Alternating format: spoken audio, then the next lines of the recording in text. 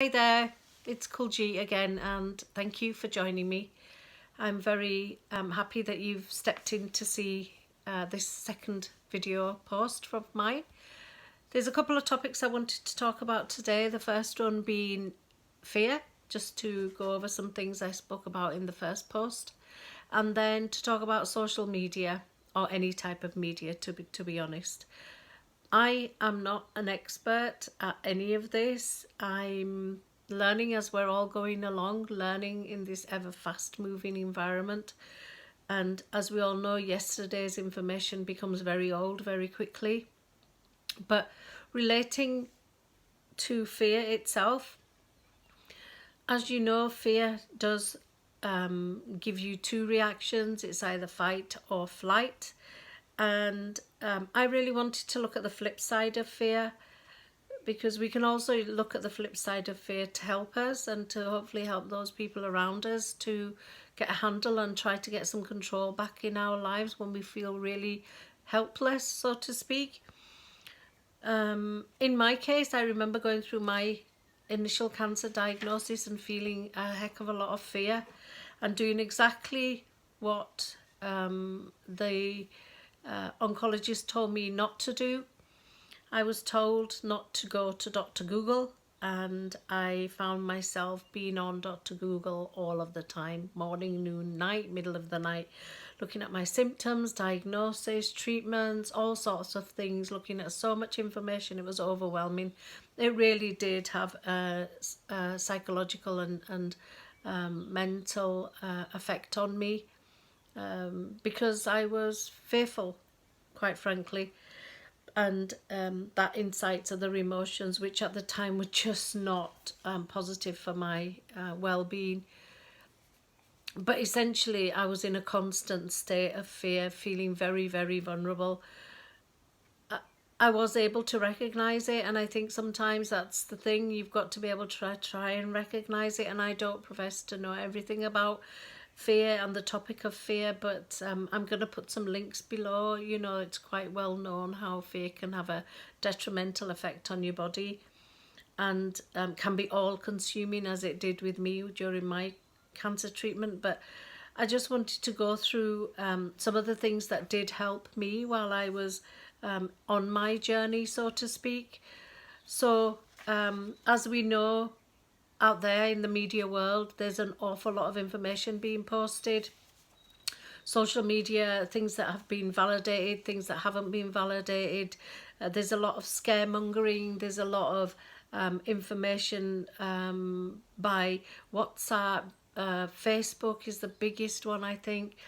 Instagram, not so much, but definitely Twitter and Facebook, and obviously YouTube, because people are also gathering information that way. It's a lot.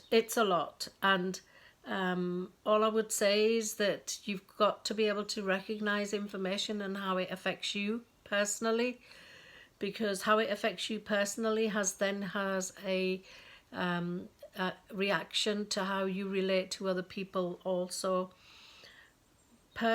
Talking from my own viewpoint, again going back to my cancer journey, I was told that it would be better to always listen to the experts. In my case, it was true, because I was listening to every Tom, Dick and Harry, quite frankly, on Dr. Google. And if I'd have listened to what my consultant on oncologist said, I probably wouldn't have gone through this learning, but I'm very grateful for it, for sure.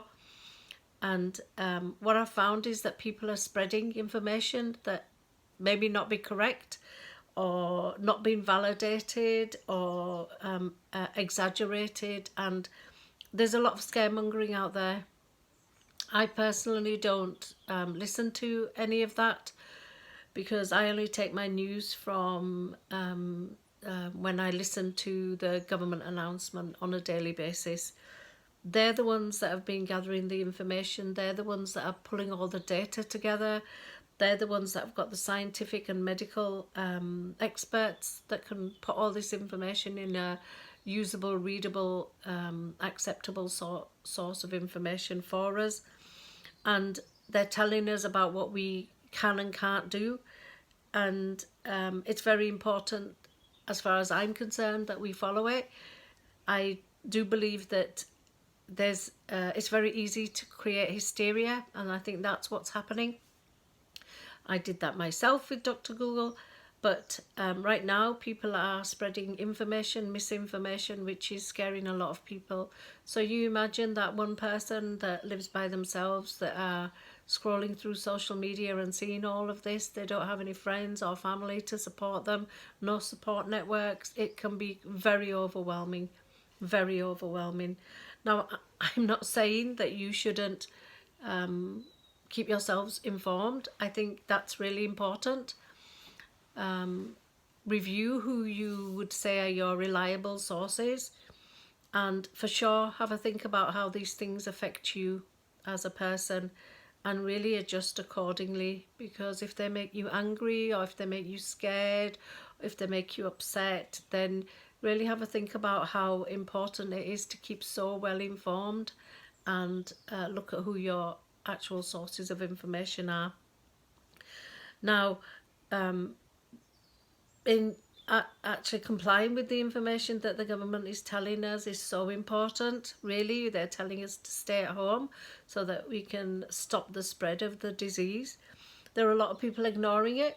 I know for a fact people are just ignoring it and not believing it. Even today I saw a post where someone said, it's over the top. Well, I'd rather be over the top than under, quite frankly. And I'm not a Tory. I've been a Tory follower for a long time, but my hat goes off to the government and the team there. You could argue that they should be working hard, and they should always work hard. Well, they're doing a heck of a lot right now, and they're here to support our NHS service, which is exemplary. We underestimate what they do. We moan and groan, we do that all the time. I've got to wait so long, etc. They're doing a hell of a lot right now. And if we ignore the information that they're giving to us, then quite frankly, you're putting people's lives at risk. You're putting lives like mine at risk. I'm very vulnerable. I am isolating myself for 12 weeks. And there's not just me, there's hundreds and thousands and millions of people like me out there that if they get the coronavirus, you could kill me, quite frankly. That's the truth of the matter. So all I would say is, for abiding by what the government is telling us, have a think about that. Listen to what your friends and family are saying and make your own judgment. But essentially, the experts are the experts, and for sure we should abide by what they're saying to us. So really, just to recap, that fear in itself can be exacerbated by having too much information. Have a real think about where your information source is coming from, whether it's validated or not. Have a think about how it affects you emotionally it as well, and then look at how you can reduce that. And in some posts further down, we'll talk about ways of coping. I just hope that from today that you have a safe and happy day, and join me on the next blog. But most of all, stay at home. Please stay safe.